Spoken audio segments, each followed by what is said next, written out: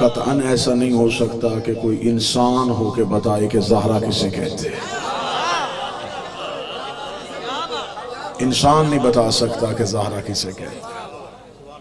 मुझे यकीनन आपके चेहरों की आमादगी बता रही है कि अकीदत किस हद तक आपके चेहरों पे नुमायाँ है। मैं लफ्ज़ कहना चाहूँगा कि ज़माना अभी ज़हरा को समझने की कोशिश कर रहा है, अभी तक फिज़ा समझ में नहीं है। जो बोल सके वो ज़हमत करे। अभी तक फिज़ा समझ में नहीं आई, अभी तक उनकी दहलीज पे बैठने वाली समझ में नहीं आई। मैंने ज़िंदगी में कभी भी जनाब फिज़ा का नाम लेते हुए मैंने लफ्ज़ कनीज़ का इस्तेमाल नहीं किया, इसलिए कि जिनकी थी वो भी माँ कहते थे। जब मालिकों ने ये लफ्ज़ इस्तेमाल नहीं किया तो मैं क्यों करूं। लोगों के लिए ये लफ्ज़ आसान होगा, मेरे लिए ज़ुबान से निकालना मुश्किल है। मैं उस बीबी के लिए लफ्ज़ कनीज़ से जी कहूँ जिसे हुसैन माँ कहता हूँ, जिसे हसन अम्मा कहता हूँ। मुझे ज़माने में कोई बाइज़्ज़त मस्तूर फिज़ा के मुकाबले पे भी खड़ी नज़र नहीं आ रही। जनाब फिज़ा की इज्जत इतनी बुलंद है, इतनी बुलंद है, लोग कहते हैं हबश में रहती थी, अकीदा कहता है अरश पे रहती थी। यार कहां रहती थी जनाब फिज़ा? कौन पाएगा जनाब फिज़ा की शान को? कौन समझे कि फिज़ा किस बुलंदी का नाम है? एक दिन जनाब सलमान ने दहलीज में आके कहा था, शहजादी फिज़ा थे, कि फिज़ा जब भी मैं दरवाजे पे आता हूँ तेरे लहजे में रोब होता है, बता वो कौन सी ऐसी फजीलत है जो तेरे पास है और मेरे पास नहीं है। तू भी नौकरी करती है, मैं भी गुलामी करता हूँ, तुझे अम्मा कहते हैं, मुझे नाना कहते हैं, कोई ऐसी फजीलत है जो तेरे पास और मेरे पास नहीं है। अब मुझे अगली सतर से पता चल जाएगा कौन कौन बंदा मौजू किस हद तक सुनेगा।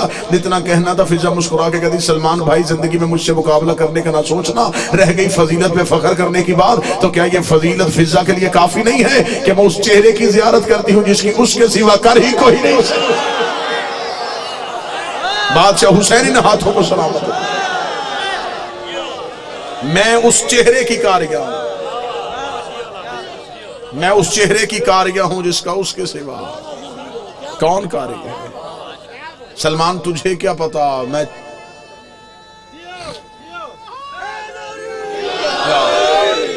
रुखे ज़हरा की कारिया हूं।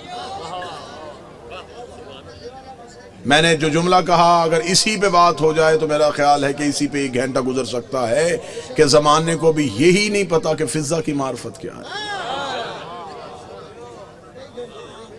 अहले इल्म तशरीफ फरमाए ले, बात अगर यहां पे आई है तो मैं यहीं पे एक दावा करूंगा और उसी दावे पे फिर दलील दूं। लोग जन्नत में जाने के लिए तरसते हैं, फिज़ा जन्नत के मकीनों में से नहीं, जन्नत के मालिकों में से है। जो खामोश बैठा वो तो सली रखे, मैंने दावा किया, मैं दलील दूं। जमाना समझता है कि शायद फिज़ा जन्नत में जाने वालों में है, फिज़ा लेके जाने वालों में है। क्या इतनी आसानी से? एक लम्हे के लिए मुझे बोल के बताएं मुजफ्फरगढ़, क्या इतनी आसानी से मिल जाती है जन्नत की मलकियत? खुदा ने किसी नबी को भी जन्नत का मालिक नहीं बनाया। ये मलकियत आई है ज़हरा के बेटों के पास। सरदारी है जन्नत की हसन हुसैन के पास। मुजफ्फरगढ़ में किसी ने 5 मरले की भी जगह लेनी हो, पहले ये पता करता है मालिक कौन है। जगह का सौदा हमेशा मालिक से होता है। सारी जिंदगी जन्नत ढूंढते रहे और मौलवी से पूछा ही नहीं कि जन्नत का मालिक कौन है।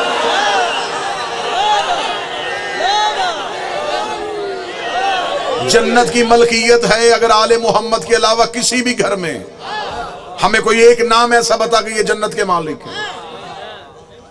अहले सुन्नत भाइयों ने अपनी किताबों में 10 सहाबा के नाम लिखे हैं जिन्हें वो अशरा मुबशरा कहते हैं।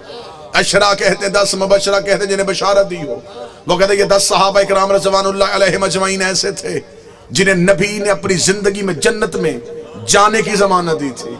लिख दिए उन्होंने अपनी किताबों में। मुझे किसी से कोई गिला कोई शिकवा तो नहीं, लेकिन यहाँ पे मैं अकीदे की बात करना चाहूंगा। मस्जिद के मेहराब पे लिख दिए उन सहाबा के नाम, दीवारों पे लिख दिए उन सहाबा के नाम कि हमारे पास 10 सहाबी ऐसे हैं जिन्हें नबी ने जिंदगी में जन्नत में जाने की बशारत दी थी। मजमे में एक मेरा सुन्नी भाई बैठा हो तो मैं मेहमान बन के मिन्नत करके पूछना चाहूंगा, अगर उन 10 सहाबा को नबी ने जन्नत में जाने की जमानत दे दी थी तो उन्हीं में से दूसरे नंबर वाले सहाबी चंद दिन गुजरने के बाद मेरे मौला हसन से आके कह रहे थे, लिख दे मैं तेरे नौकर का बेटा हूं, लिख दे मैं तेरे नौकर का बेटा हूं, ताकि मैं जन्नत में चला जाऊं। अब मुझे बोल के बताओ, जिसे नाने ने जन्नत दी थी उसे नवासे से लिखवाने की जरूरत क्या थी? अगर नबी ने जन्नत दे दी थी।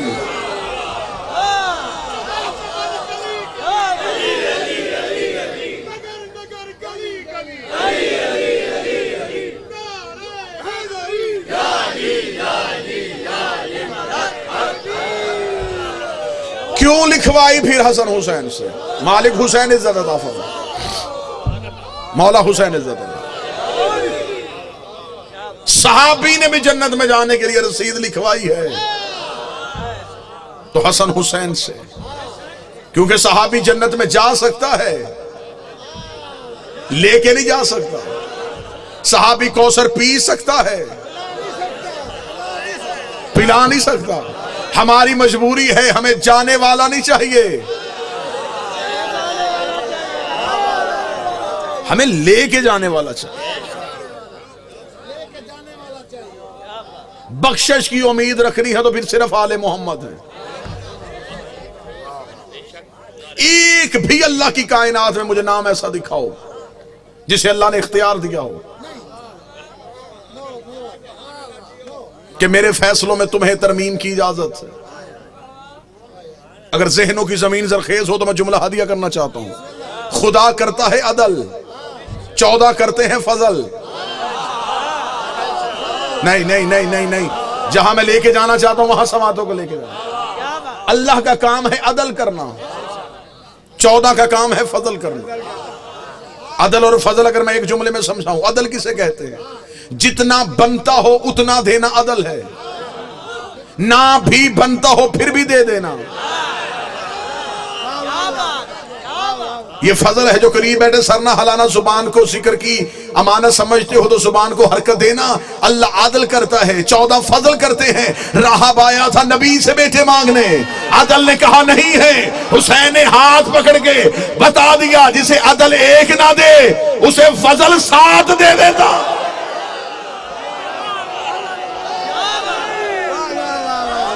बादशाह हुसैन इज्जत अता फरमा।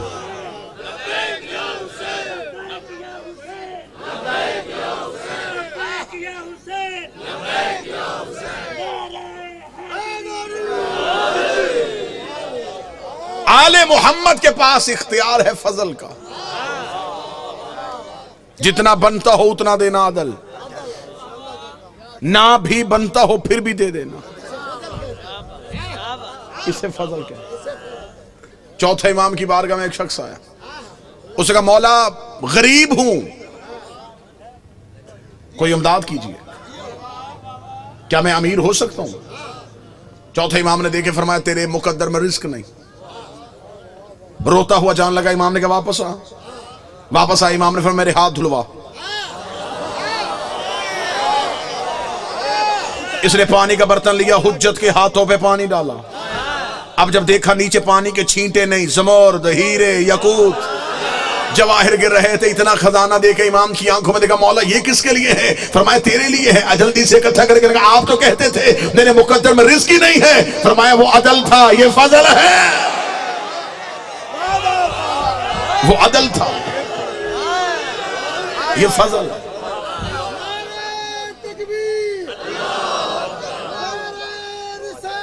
या रसूल अल्लाह,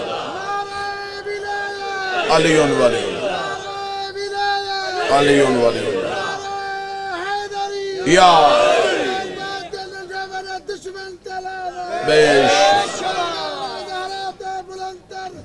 अल्लाहुम्मा सल्ली अला मुहम्मदिन व अला बिस्मिल्लाह से। अदल कह रहा था नहीं, फजल से दिया। अमीर अल मोमिनीन का दौरे हुकूमत, अली तख्त पे। कितना बेहतरीन दौर होगा जब अली हाकम थे। क्या वो दौर होगा, क्या वो जमाना होगा, क्या वो लोग होंगे जिन्होंने अली को आंखों से देखा था। मिंबर रसूल पे वारिस से मिंबर रसूल थे।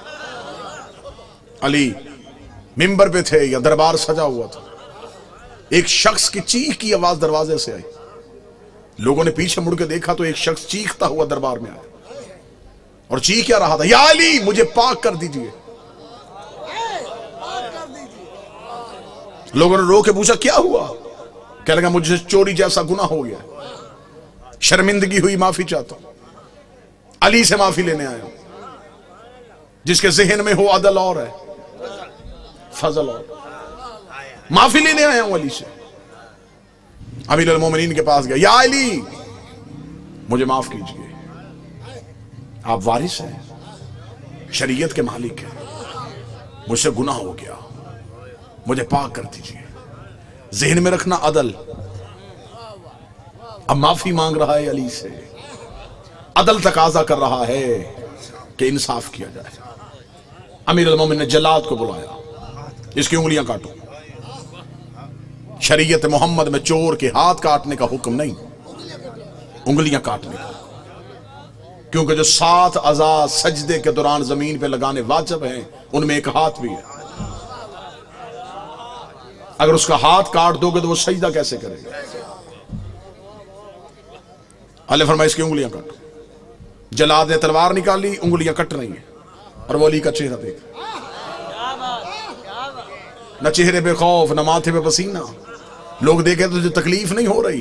क्या लगा उसका चेहरा देख रहा हूं जिसने यूसुफ को हुस्न दिया था। कोई तो बैठा हो जो अदब सुन के बोलता हूं। मुझे चेहरा हैदर करार की जियारत करने दो। आंखों में खुशी के आंसू, आंखों में खुशी के आंसू, हाथ से खून के कतरे टपक रहे थे। दूसरा हाथ अली के कदमों पर रखे था, तेरा शुक्रिया, तूने यहां सजा दे के वहां की सजा से बचा लिया। या अली तेरा शुक्रिया, तूने मुझे पाक कर दिया। अली के कसीदे पढ़ते हुए दरबार से बाहर जाने लगा। अली की आवाज से वापस बुलाओ, वापस पलट के आया, या अली मुझे दोबारा क्यों बुलाया? अली ने जमीन पे पड़ी हुई उंगलियां उठाई, उसके हाथ में रखी। अली ने अपना हाथ फेरा, उंगलियां वापस वजूद के साथ आई। उंगलियों का देखना, दोनों हाथ अली के कदमों पर रख के कहने लगा, देनी थी तो काटी क्यों थी? फरमाया वो अदल था, ये फजल है। वो अदल था, ये फजल है। अदल ने काटी है, फजल ने दी है। खुदा करता है अदल, आले मोहम्मद से करवाता है फजल। वो कैफियतों में तब्दील नहीं होता। वो ये नहीं है कभी कुछ है तो कभी कुछ हो जाए। वो ऐने ज़ात है, अदल करेगा, वो फजल करवाएगा इनसे। हम अपने घर के दरवाजे पे लिखते हैं, हाज़ा मिन फजल रब्बी, ये मेरे रब का फजल है। फजल करते हैं 14। हाज़ा मिन फजल रब्बी लिख दो या अली मदद लिख दो, बात एक ही है। अल्लाह के फजल ही को अली कहते हैं। हमने घर के दरवाजे पे लिखा, ये जो घर बना है ये अदल से नहीं बना, फजल से बना। अगर वो अदल करता तो इस घर की एक ईंट भी ना आती। अगर वो अदल करके देता तो फिर ये कैसे बनता? ये बना है तो फजल से। क़यामत वाले दिन भी बख्शिश अदल से नहीं होनी। ना ना ना ना उठे मेरे मजमे में से कोई एक बंदा, वो कहे कि मेरे पास एक ऐसी इबादत है जो अल्लाह की नेमतों के साथ तुल जाएगी। क़यामत वाले दिन अगर रख दी उसने अपने पलड़े में नेमतें, और इंसान से कहा मेरी नेमतों के मुकाबले में अपनी इबादत लेके आ, तेरे पल्ले में कौन सी ऐसी इबादत जो उसकी नेमत के साथ तुले? तेरी पूरी जिंदगी की इबादत उसकी एक नेमत तोल लेगी। अगर उसने अदल का तराजू पकड़ा तो फिर इबादत की कीमत क्या लगेगी? उसकी एक सांस, उसका दिया हुआ वजूद का एक हिस्सा तेरी सारी जिंदगी की इबादत तोल देगा। इसलिए तो खुदा ने जब कहा ना मैं अदल करूंगा, नबियों के बदन भी काम गए, उम्मतें भी काम गई। वो अदल करेगा तो बख्शेगा किसे? वो अदल करेगा तो जन्नत में कौन जाएगा? मुजफ्फरगढ़ बोले खुदा ने कहा मुतमिन होके आ जाना, होगा अदल लेकिन करेगा फजल, होगा अदल। लेकिन जिसे क़यामत वाले दिन, जिसे क़यामत वाले दिन तख्त पे बिठाऊंगा वो फजल होगा। इसलिए तो फकीर भी कह गया अदल करें थे थर थर कंबन, ऊंचियां शाना वाले हो, फजल करें ते बख्शे जावन।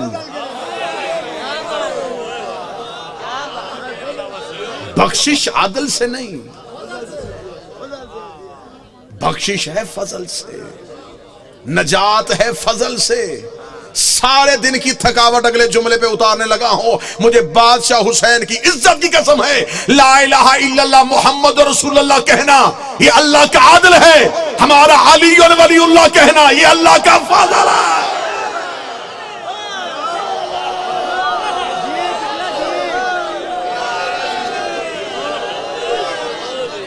अली वलीउल्लाह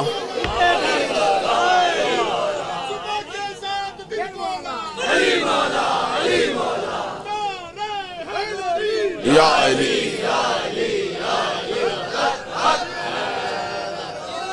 अली वलीउल्लाह पढ़ना ये फजले परवरदिगार है। अल्लाह के फजल से मुंह ना मोड़ना। अली को छोड़ोगे तो इसका मतलब अल्लाह का फजल छोड़ दिया, फजल छोड़ोगे तो क़यामत वाले दिन बख्शिश किससे करवानी है? कब्र में फैसला अदल का होगा, कुर्सी फजल की होगी। कोई तो हो जो मौजू सुन के बोले। जो अल्लाह ने क़यामत में कब्र में जो सवाल रखे हैं वो अदल है, लेकिन जिसकी सरहाने कुर्सी है वो फजल है। खुदा ने कौसर पे अदल रखा है, पिलाने वाला फजल रखा है। क़यामत वाले दिन नफ्सा नफ्सी का आलम अदल, लिवाइल हम्द का साया फजल।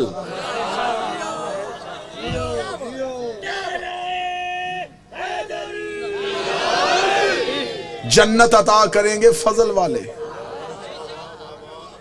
सिर्फ अल्लाह की पूरी कायनात में एक ही घर आले मोहम्मद का है।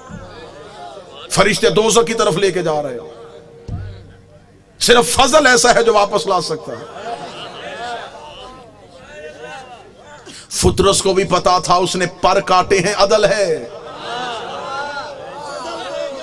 उसने भी इंतजार हुसैन का इसलिए किया कि अब अदल से वापस नहीं मिलेंगे, फजल से वापस मिलेंगे।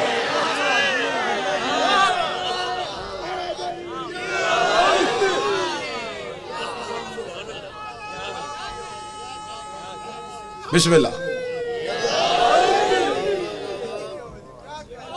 जितने आले मोहम्मद को देख रहे थे वो अदल था, जो फिजा को सौंप रहे थे ये फजल था। जन्नत के मालिकों में नाम है फिजा का। आओ मैं तुम्हें कुरान अभी लेके आओ, अभी जन्नत की मलकियत दिखाते। कोई प्रॉपर्टी हो, कोई जगह हो, कोई प्लाट हो, कोई दुकान हो, कितने बंदों के नाम है कागजों से पता चल जाता है। आओ जन्नत की रजिस्ट्री देखें कुरान से। कुरान ने जन्नत की रजिस्ट्री जिक्र किया है सूरह दहर में। खुदा कहता इन्होंने दी थी मेरी मोहब्बत में रोटियां, मैंने कीमत में दी है इन्हें जन्नत। इसका मतलब अल्लाह की जन्नत तुली है रोटियों में, जो सैयदों के घर से गई है। पूरी जिम्मेदारी के साथ जुमले कह रहा हूं। पहले दिन अफ्तार का वक्त, दरवाजे पे दस्तक, अना मस्कीन, मैं मस्कीन हूं। अली ने अपने हिस्से की रोटी, शहजादी ने अपने हिस्से की रोटी, हसन अमीर ने अपने हिस्से की रोटी, हुसैन करीम ने अपने हिस्से की रोटी। 4 रोटियां आई सैयदों की, 5वीं रखी फिजा ने अपनी। अब तो मैं नतीजे के करीब जा रहा हूं, पूरी जिम्मेदारी के साथ कह रहा हूं। 5वीं रोटी रसूल की नहीं, फिजा की थी। रसूल ने रोजे रखवाए थे, आल ने रखे, उनमें जनाब फिजा भी शामिल। दरवाजे पे आवाज आ गई, मस्कीन हूं। सैयदों ने रोटियां दी, फिजा ने 4 सैयदों की ली, नीचे 5वीं अपनी रखी। दरवाजे पे गई, देखे बगैर, पूछा भी नहीं कि कहां से आया है, रोटी रख दी उसके हाथों पे। दूसरे दिन बिल्कुल फिर अफ्तार का वक्त, दरवाजे पे फिर दस्तक, अना यतीम। 4 फिर सैयदों की, 5वीं फिर फिजा की। तीसरे दिन फिर अफ्तार का वक्त, फिर दस्तक, अना असीर, मैं कैदी हूं। अभी ये राज खुले नहीं। बादशाह हुसैन की इज्जत कसम, अभी हम आपके सरों के ऊपर से गुजर रहे हैं, अभी ये राज खुले ही नहीं कि वो आने वाले कौन थे। असीर कहते हैं कैदी को। कैदी तब तक कैदी होता है जब तक कैद में रहे। नहीं नहीं नहीं नहीं, आप एक लम्हे के लिए खामोश हुए। कैदी तब तक कैदी है जब कैद में रहे। जब आजाद हो गया फिर कैदी कैसा?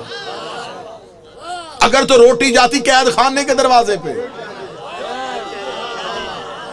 फिर कहते कोई कैदी था उसे रोटी दी। वो तो आया है सैयदों के दरवाजे पे, फिर वो क्यों कह रहा है कि मैं कैदी हूं? अंदर वाले बाहर बाद में समझना, पहले इनके दरवाजे पे आने वाले समझो।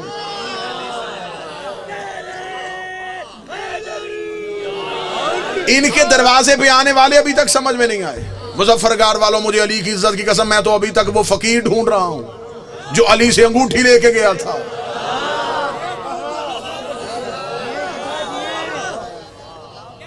कौन सा ऐसा फकीर था जिसकी आवाज अली ने नमाज में सुन ली? और वो अंगूठी मुझे फिर दोबारा दिखाई नहीं दी। किसी किताब ने नहीं बताया कि वो कहां जाके बिकी, किन नस्लों में चली गई, कितनी तजारत हुई उसके साथ। अभी तो ये राज पर्दे उठे ही नहीं। तीसरे दिन फिर दस्तक, कैदी हूं।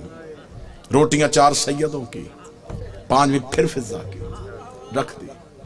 यहां से पहले दिन 5, दूसरे दिन फिर 5, तीसरे दिन फिर 5। दिन गुजर गए 3, रोटियां चली गई 15।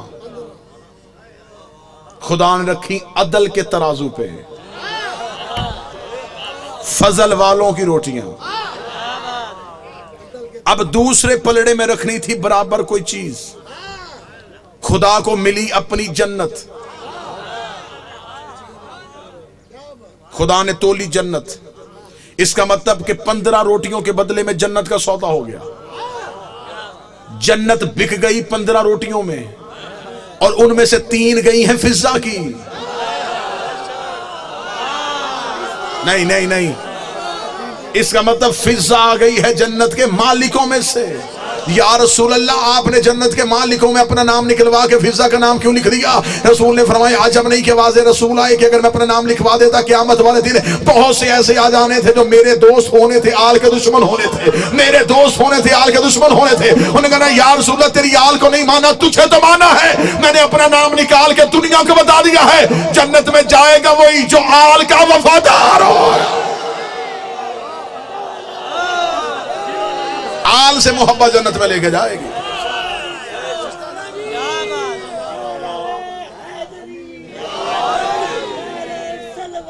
अल्लाहुम्मा सल्ली अला मुहम्मद।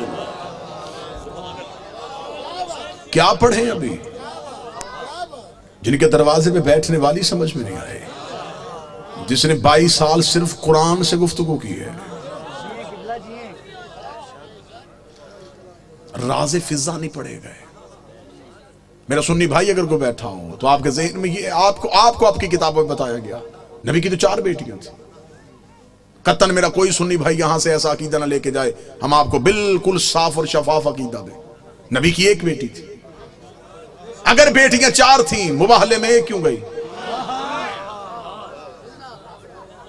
बेटियां 4 थी, चादर के नीचे 1 क्यों आई?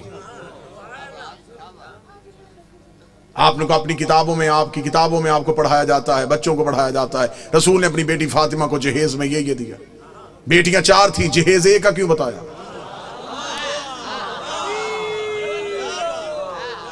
अच्छा, जो मेरे सुन्नी भाई बैठे हो मुझे बोल के बता देना, अगर बेटियां 4 हैं तो बाकी बेटियों की औलाद कहां है? आज किसी सुन्नी सैयद के सर पे कुरान रख के पूछ किसकी औलाद है, वो कहेगा रसूल की। शजरा कहां से चला, वो कहेगा सैयदा ज़हरा से। तो फिर बाकी बेटियों की औलाद कहां गई?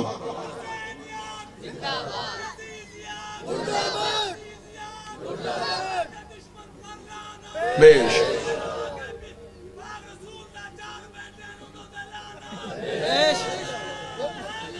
यार, हकीकत पहुंचाने दीजिएगा, जो मेरा काम है वो मुझे करने दीजिएगा बेहतर अंदाज में। कतन गालम गलोच का नाम मजहब नहीं। दलील ऐसी दे के जाऊं कि आपको दलील की रद ना मिले। मेरा सुन्नी भाई जो मजलिस शबीर में आता है वो हमारा मेहमान नहीं होता, वो हुसैन इब्न अली का मेहमान है। हुसैन के मेहमान का दिल दुखाना हमारा शेवा है ही नहीं।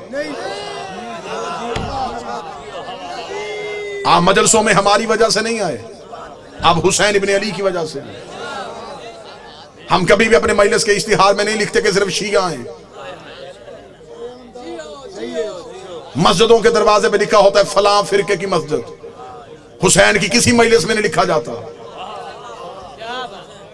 यहां हिंदू आए, यहां सिख आए, यहां ईसाई आए, हुसैन का दरबार सबके लिए। हुसैन हर किसी का मौसम है। दरवाजे पे हालात की वजह से हमारे नौजवान खड़े हो जाते हैं, वो भी जिस्मों की तलाशियां लेते हैं, अकीदों की नहीं लेते। वो जिस्म से डोलते हैं, वो भी मुल्क की हालात के पेश नजर। हम आपकी अकीदे नहीं तलाश करते। आप जो भी आए मजलिस शबीर में वो हुसैन इब्न अली का बुलाया हुआ है। लिहाजा मैं मोहब्बत के साथ अपने अहले सुन्नत भाइयों को पैगाम दूं, सुन्नी सैयद के सर पे कुरान रख के पूछो किसकी औलाद है? रसूल की। नस्ल कहां से चली? बादशाह हुसैन। जनाबे सैयदा से जाके शजरा मलाया, बाकी बेटियों की औलाद कहां है? मुझे बादशाह हुसैन की इज्जत के समय तुम्हारा मेहमान हूं। जिस मुअर्रिख ने 4 बेटियां लिखी थी वो नवासे भी 8 लिख सकता था, लेकिन उसने ये कागज कलम ये कह के फेंक दिया। उसने कहा बेटियां 4 लिखवा दी हैं, नवासों के नाम ना लिखवाना। नाम तो लिख दूंगा, मोहम्मद के कांधों पे कैसे बिठाऊंगा?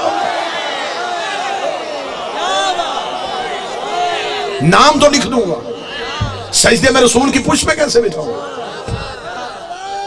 फिर कोई मुअर्रिख पूछ लेगा ये कैसा नबी था जो एक बेटी के बेटे तो उठाता रहा।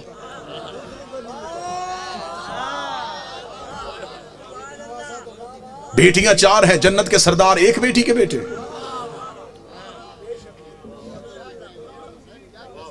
अल्लाह ने कुरान में हुक्म दिया, मेरा हबीब अपनी करीबियों को अपन उनका हक दो। सही बुखारी में लिखा है कि रसूल ने अपनी बेटी फातिमा को बुला के जगीर फतक उसके नाम लिखी। बेटियां 4 थी, जगीर 1 को क्यों दी?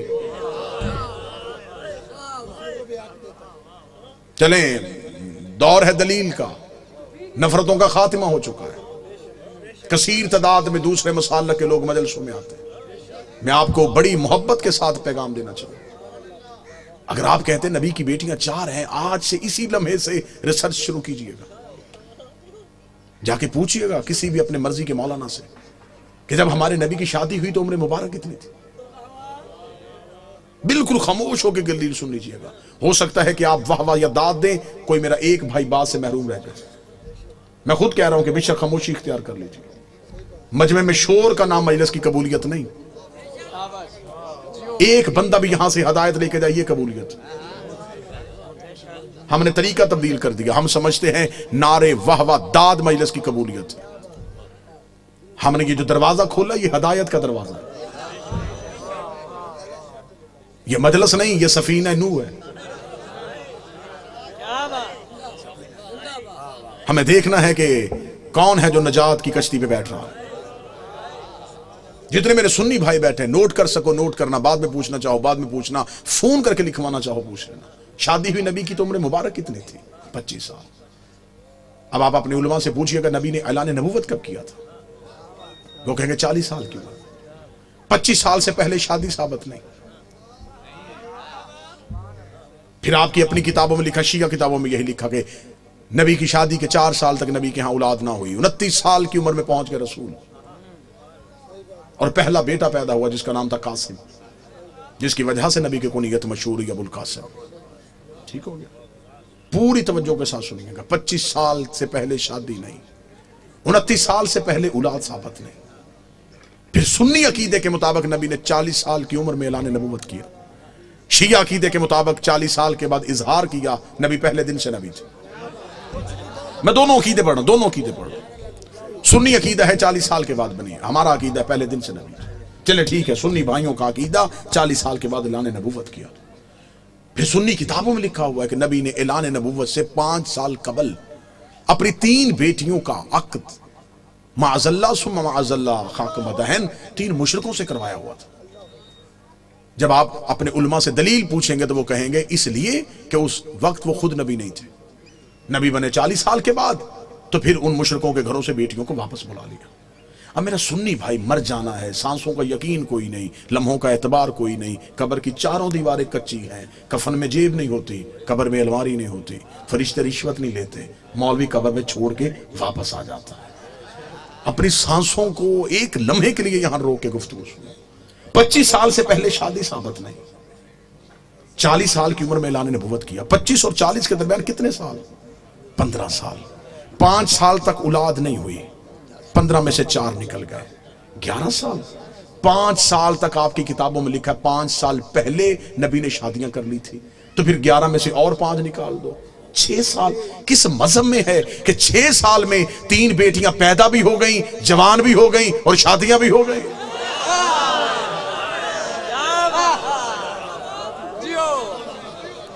उम्रें पूरी करके दिखाओ, उम्रें पूरी करो, हम मानने के लिए तैयार, हम मान लेते हैं। हम जिद वाले लोग नहीं कि कैसे हो सकता है कि कोई नबी की औलाद हो और हम इनकार करें। अगर हम नबी की एक बेटी मानते हैं तो हम बाकी 3 को क्यों नहीं मानते? हम उन्हें भी मानेंगे। आप साबित करके दिखाओ। अब मेरा सुन्नी भाई मुझसे पूछे कि फिर ये कहानी क्या है, ये रसूल की हकीकी बेटियां नहीं। रिसालत माप का पहला अकद हुआ था मलिकतुल अरब जनाब खदीजा से। जनाब खदीजा अरब की रईसा खातून थी। बीबी खदीजा की एक बहन थी हाला बिनते वहाब। ये 3 बेटियां जनाब हाला की थी जो जनाब खदीजा के घर में परवरिश पा रही थी। जब बीबी खदीजा का अकद हमारे नबी से हुआ तो बीबी खदीजा ने नबी से इजाजत मांगी कि मेरे घर में 3 यतीम बच्चियां पल रही हैं, अगर आप इजाजत दे तो मैं उन्हें साथ लेके आऊं। रसूल ने उन्हें अपने घर बुलवा लिया। फिर ये रसूल के घर में आई। फिर इनको यतीम पालने का हुनर ऐसा आता था,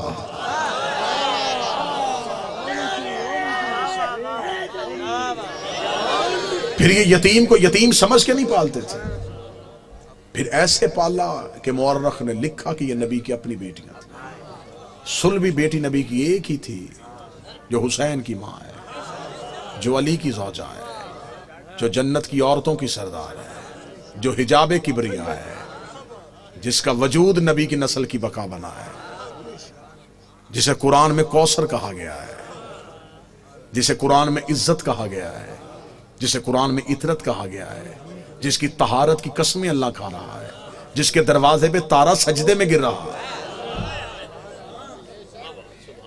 वो एक ही बेटी है नबी की, जिसे फातिमा तो ज़हरा कहते हैं। मेरा सुन्नी भाई हम पे एतराज करते हैं कि देखे जी आप फलां को नहीं मानते, फलां को नहीं मानते। आप ये ना पूछा करें कि आप मानते, तो आप ये हमसे पूछा करें कि आप क्यों नहीं मानते। अब दौर मुनाफकत का नहीं, अब दौर ये है कि खुल के बात की जाए। आप हमसे पूछें कि आप फलां को नहीं मानते, जी आप ये शिया नबी की बीवियों को नहीं मानते, क्यों भी नहीं मानते? हम बीबी खदीजा को नहीं मानते, हम नबी की बाकी बीवियों को नहीं मानते। कहते जी इसलिए नहीं मानते कि फलां बीवी फलां साहबी की रिश्तेदार थी, फलां बीवी फलां साहबी की रिश्तेदार थी, ये इसलिए उन्हें छोड़ देते। अगर हम रिश्तेदारी देख के छोड़ते तो हम उम्मे हबीबा को कभी ना मानते। अगर हमने शाजी रिश्तेदारी की वजह से छोड़ना होता तो उम्मे हबीबा से ज्यादा खतरनाक रिश्तेदारी किसी की है? ये अबू सुफियान की बेटी है, ये मुआविया की बहन है, ये यजीद की फुप्पी है। हम उन्हें नहीं मानते, इसे मानते। अब हमारे गले में किसी ने रस्सी नहीं डाली हुई कि इसे मानो, हमें कोई गन पॉइंट में नहीं मनवारा कि इन्हें मानो, हमने खुद अपनी मर्जी से माना है। बाकी खानदान में किसी को नहीं माना, अकेली इस मस्तूर को मान लिया। मैं शिया घर की बच्चियों के नाम इस बीबी के नाम पे दिखा सकता हूं, इस बीबी का नाम है, हम चूम के सलाम करें। अब हमसे पूछोगे इसे क्यों मानते हो जब बाकियों को नहीं मानते? हमें तारीख में कोई लंबे चौड़े वाकयात नहीं मिले, सिर्फ एक ही वाकया मिला जिससे हमें इस बीबी के किरदार का पता चल गया। जब फतह मक्का के बाद इसका बाप बेटी को मिलने के लिए घर आया था, इस नेक नीयत वाली बीबी ने ये कह के नबी के चमड़े का बिस्तर अपने बाप के नीचे खींच लिया था, उठ जा बाबा, ये पाक है, तू नापाक है।